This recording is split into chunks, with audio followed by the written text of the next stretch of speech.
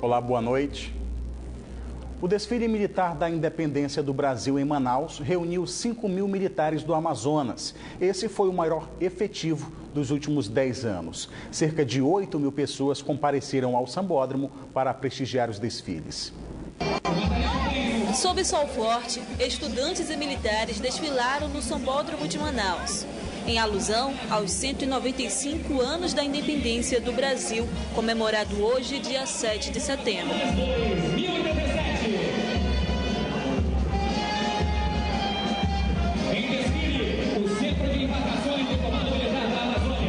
O evento também contou com a presença do governador interino do Amazonas, Davi Almeida. Eu pude participar pela primeira vez e até de uma forma até emocionante, porque a população chegando para os desfiles fazia a saudação aos nossos militares, o respeito à nossa bandeira, o civismo, sem dúvida alguma, é muito importante e fundamental. O desfile reuniu 5.000 militares, Marinha, Força Aérea e 2.450 do Exército Brasileiro.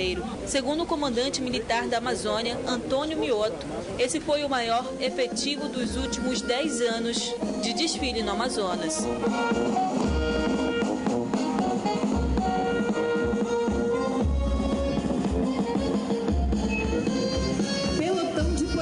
Tivemos uma participação expressiva da população manauara. Isso é um reconhecimento ao trabalho das Forças Armadas, que estão presentes a todo momento, 24 horas por dia, 7 dias por semana em toda a fronteira. É o dia que nós temos a oportunidade de exaltar e de cultuar os valores máximos da nacionalidade, do patriotismo, do amor à pátria e, sobretudo, da cidadania. Portanto, nós hoje ficamos muito satisfeitos de termos participado do desfile. Temos uma representatividade de todas as organizações do que nós chamamos Guarnição de Aeronáutica de Manaus. Então, para nós foi uma honra participarmos junto à população que compareceu em peso e demonstrarmos que estamos unidos em prol de um Brasil sempre melhor. Cerca de 8.000 pessoas lotaram os espaços e arquibancadas do Sambódromo de Manaus para assistir o desfile militar.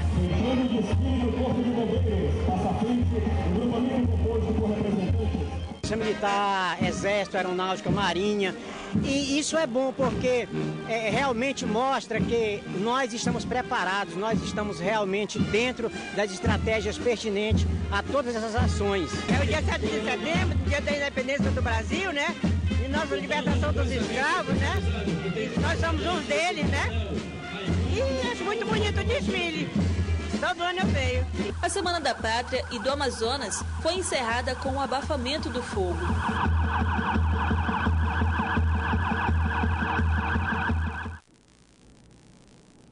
E o senador Eduardo Braga, do PMDB, derrotado no segundo turno das eleições suplementares do Estado, tenta mais uma vez chegar ao governo do Amazonas por meio da Justiça.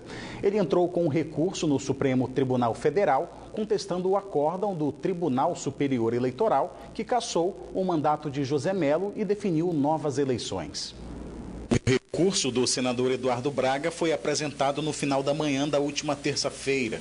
O pedido é pela reforma do acórdão do Tribunal Superior Eleitoral no processo que cassou os mandatos de José Melo e Henrique Oliveira e que determinou novas eleições de forma direta.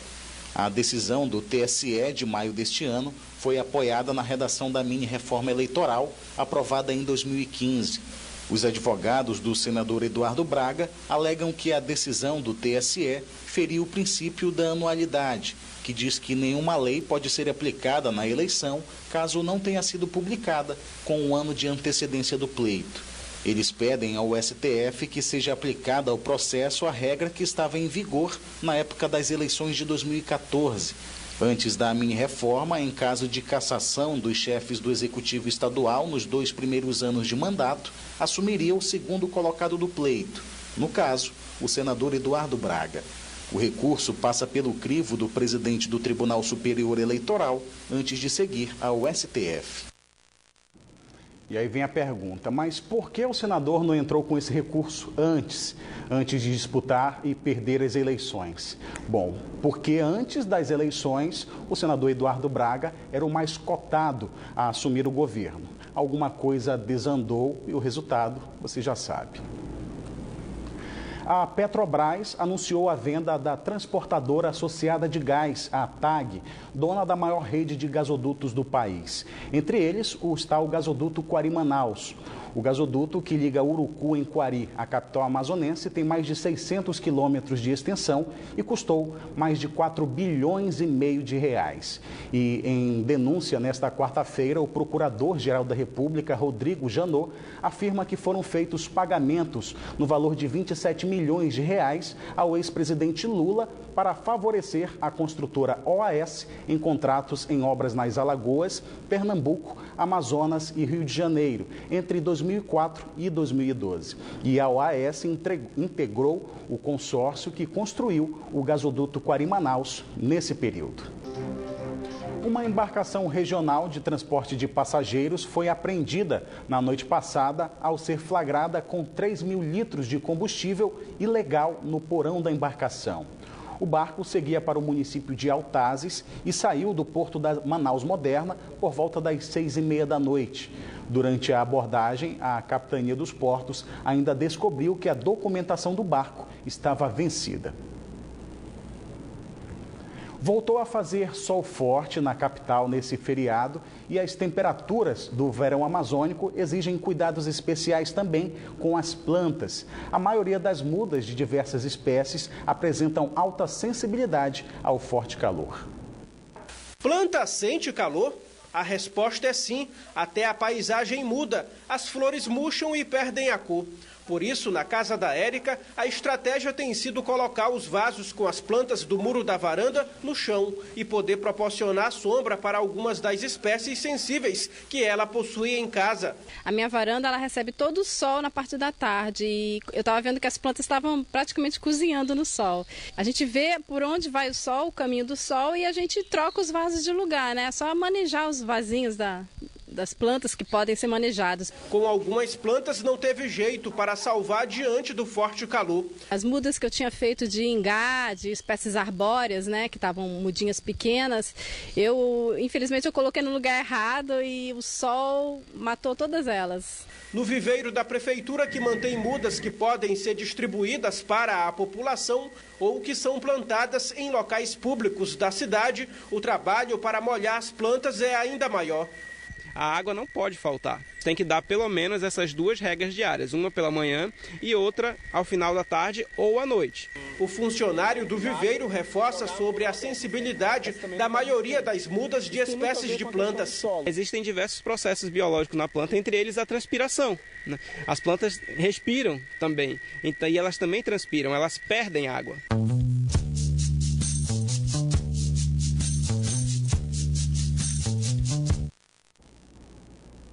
Vamos então conferir a previsão do tempo para esta sexta-feira em Manaus e em alguns municípios do interior do estado. Em Manaus, o tempo fica parcialmente nublado a claro. As temperaturas variam entre 26 e 36 graus. Em Anuri, a previsão é de céu com muitas nuvens. As temperaturas variam entre 26 e 35 graus. Em Eirunepé, a previsão é de tempo encoberto, mínima de 25 e a máxima de 32 graus. E em Barcelos, a previsão é de muitas nuvens, mínima de 27 e a máxima 31 graus. E agora o esporte. No feriado prolongado, jogos do Campeonato Amazonense de Handebol Adulto, Infantil e Juvenil de 2017 movimentam as quadras na capital e no interior. Os jogos do Campeonato Amazonense de Handebol 2017 começaram ainda no mês de junho. As categorias de base estão na reta final da fase para classificar as equipes para as semifinais da competição. Até esta sexta-feira acontece uma rodada na capital que deve fechar com 21 jogos nas categorias infantil, juvenil e adulto na quadra da Vila Olímpica. No final de semana serão realizados jogos em Manacapuru. A avaliação é positiva, né? Até porque os atletas estão em movimento, estão buscando a melhoria e o campeonato está se afunilando, né? Estamos chegando já na reta final. Para Vinícius, que é de uma das equipes que continuam na competição, a expectativa é boa para os próximos duelos. Estou bem empolgado, porque agora só vai vir pedreiro. A gente conseguiu ganhar umas 3 partidas A gente perdeu uma contra o Sergião Pessoa, uma equipe muito forte, mas é isso. A gente está indo bem no campeonato até agora. Já a equipe que o Eliel faz parte foi desclassificada, mas ele diz que não desiste dos objetivos. Na verdade, eu quero ir bem longe no handebol, porque, como o professor disse, que o handebol levou ele para vários lugares, e eu quero ir para vários lugares também, competir representando o Brasil. Os jogos das finais com as equipes das categorias de base do Campeonato Amazonense de Handebol estão previstos para acontecer no fim do mês. Na noite passada, a capital amazonense sediou um dos maiores eventos de MMA do Brasil. A 29ª edição do Mr. Cage colocou frente a frente lutadores de alto nível, tanto de Manaus quanto de outras cidades. Mr. Cage Guerreiros da Selva. Esse foi o nome dado à 29ª edição de um dos maiores eventos de luta do Brasil. No card preliminar e principal figuram lutadores conhecidos aqui do Amazonas, entre eles Davina Maciel, uma das joias do MMA do estado e que tenta defender sua invencibilidade. Uma das principais lutas do card preliminar do Mr. Cage 29 foi entre José Igor e Matheus Kaique. Kaique é um dos experientes do octógono, já José Igor vem do jiu-jitsu e faz sua primeira luta no MMA. O combate entre os dois durou pouco mais de 1 minuto. José Igor venceu a luta por nocaute.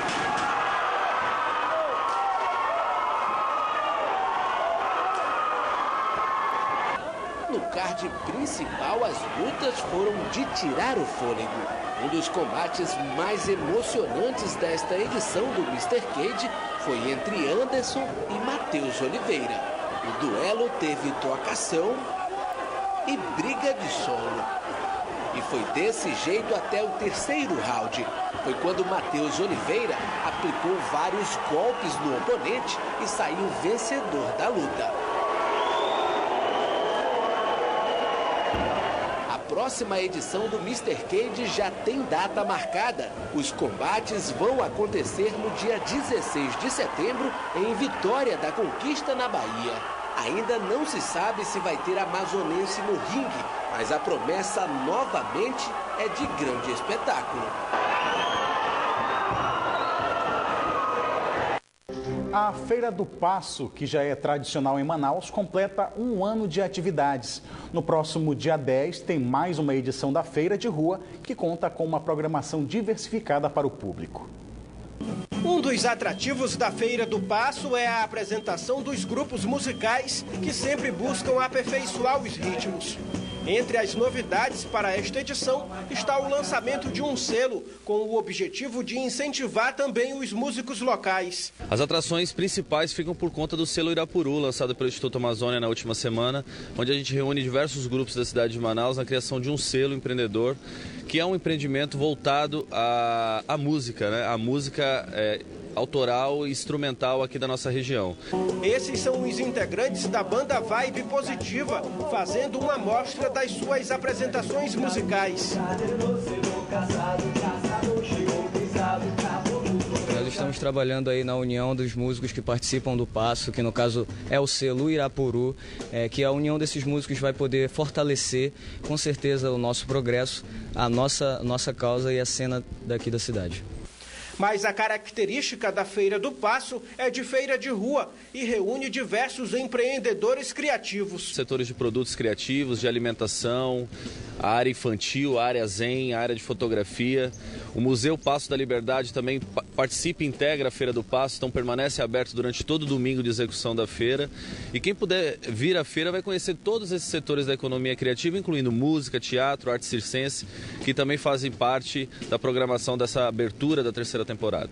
Neste fim de semana será realizada a 13ª edição da feira em um período de pouco mais de 1 ano.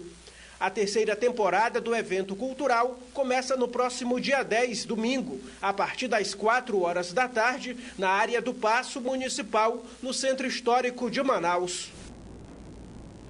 A Arquidiocese de Manaus realizou hoje o Grito dos Excluídos. Uma caminhada na zona leste de Manaus chamou a atenção para os problemas que atingem a população mais pobre. Para muita gente, o Dia da Independência do Brasil foi comemorado dessa maneira, denunciando a violação dos direitos humanos e reivindicando políticas públicas de qualidade.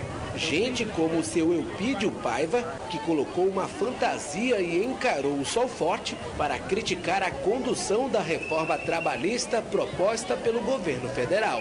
Esse aqui é um protesto para dizer basta, chega de reforma.